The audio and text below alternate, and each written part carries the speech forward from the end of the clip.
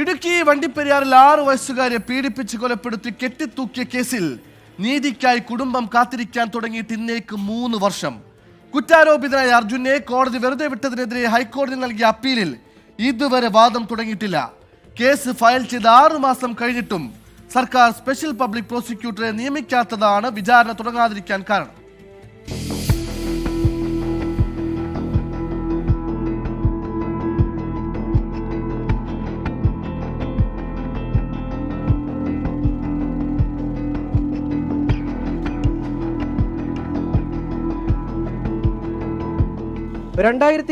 June 30 നാടിനെ നടുക്കിയ കൊടും ക്രൂരത നടക്കുന്നത്. സംഭവത്തിൽ കഴിഞ്ഞ ഡിസംബർ 14 വിചാരണ കോടതിയുടെ വിധി.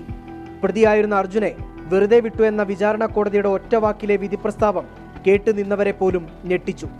എന്നാൽ അർജുനെ കുറ്റവിമുക്തനാക്കിക്കൊണ്ടുള്ള വിധിപ്പകർപ്പിൽ പോലീസിന്റെ വീഴ്ചകൾ അക്കമിട്ട് നിരത്തിയിരുന്നു. തുടർന്ന് കുടുംബം ഹൈക്കോടതിയിൽ അപ്പീൽ നൽകി. മുഖ്യമന്ത്രിയെ നേരിട്ട് കണ്ടപ്പോൾ വിചാരണയ്ക്കായി സ്പെഷ്യൽ പബ്ലിക് പ്രോസിക്യൂട്ടറെ നിയമിക്കുമെന്ന് ഉറപ്പ് നൽകി. ഇതിനായി സർക്കാരിന്റെ ആവശ്യപ്രകാരം 3 അഭിഭാഷകരുടെ പേര് കുടുംബം സർക്കാരിന് സമർപ്പിച്ചു. എന്നാൽ 5 മാസം കഴിഞ്ഞിട്ടും നിയമനം നടത്തിയിട്ടില്ല. വാളയാർ കേസിൽ കോടതിയിൽ ഹാജരായ അഭിഭാഷകർ ഉൾപ്പെടെയുള്ളവരുടെ പേരുകളാണ് കൈമാറിയിരിക്കുന്നത്. ഡിസംബർ 14 വിധി ഉണ്ടായത്. ആ വിധി ഞങ്ങൾക്ക് മാത്രമല്ല ആർക്കും തന്നെ ഉൾക്കൊള്ളാൻ പറ്റാത്ത ഒരു വിധിയാണ്. പ്രതിയെ വെറുതെ വിട്ടുകൊണ്ടുള്ളൊരു വിധിയായിരുന്നു.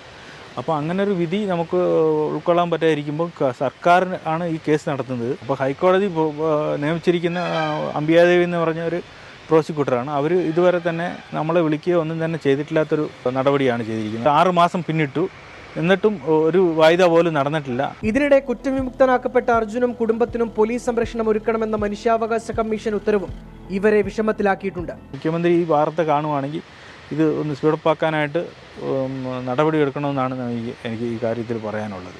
അവർക്ക് ഇവിടെ ഞങ്ങളുടെ അടുത്ത് തന്നെ താമസിക്കാനുള്ള സൗകര്യവും ജോലിയും കൊടുക്കണമെന്ന് പറഞ്ഞുകൊണ്ട് മനുഷ്യാവകാശ കമ്മിറ്റി ഒരു ഉത്തരവിട്ടിട്ടുണ്ട്. ആ ഉത്തരവ് പിൻവലിക്കണമെന്ന് പറഞ്ഞ് നമ്മൾ 2 പ്രാവശ്യം അവിടെ നേരിട്ട് ഫോണിൽ കൂടി വിളിച്ച് പറയുകയും ചെയ്തു. ഓൺലൈനിൽ നമ്മൾ ആപ്ലിക്കേഷൻ കൊടുത്തു. അല്ലാതെ തന്നെ നേരിട്ടും കത്ത് കൊടുത്തിട്ടുണ്ട്. എന്നിട്ട് പോലും നമ്മുടെ ഒരു നടപടി ഒന്നും തന്നെ ആയിട്ടില്ല. നമുക്ക് ഒന്നാമത് തന്നെ ഈ കേസ് തന്നെ ഇങ്ങനെ നിൽക്കുന്നത് നമുക്കൊരു സംഘടിച്ചിരിക്കുമ്പോൾ ആ പ്രതിയുടെ കുടുംബം കൂടെ നമ്മുടെ അടുത്ത് വന്നിരുന്നു കഴിഞ്ഞാൽ എന്തായിരിക്കും അവിടെ സ്ഥിതി? പോലീസിന്റെ വീഴ്ച മൂലമാണ് വിചാരണ കോടതിയിൽ പ്രതി രക്ഷപ്പെട്ടതെന്ന് ഹൈക്കോടതിയിൽ തെളിയിക്കാൻ കഴിയുമെന്നാണ് കുടുംബത്തിന്റെ വിശ്വാസം. 24 Idukki. Delayed justice is denied justice. വൈകുന്ന നീതി അത് നീതി നിഷേധം തന്നെ.